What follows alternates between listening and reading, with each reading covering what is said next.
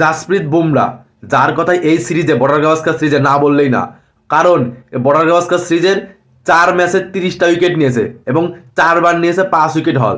তাহলে কি লেভেলের বলার সবাই জানে জাসপ্রীত বুমরা কি ধরনের বলার।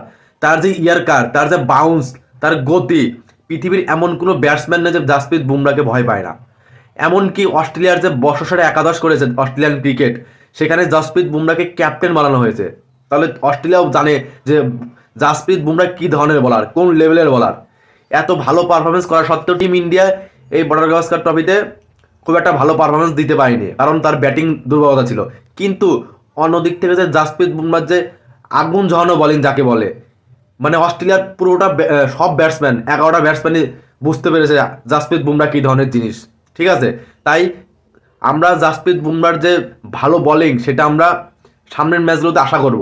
কালকে থেকে শুরু হচ্ছে সিডনি টেস্ট, মানে এই বর্ডার গাভাস্কার ট্রফির শেষ ম্যাচ।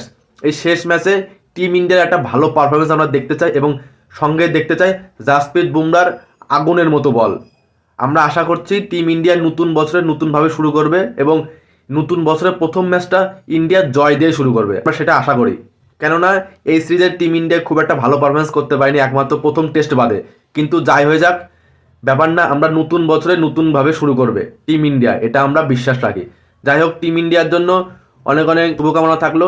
তারা কালকের ম্যাচটা একটা ভালো খেলে মানে নতুনভাবে যেন নতুন বছরটা শুরু করতে পারে, এটাই আমরা আশা করি।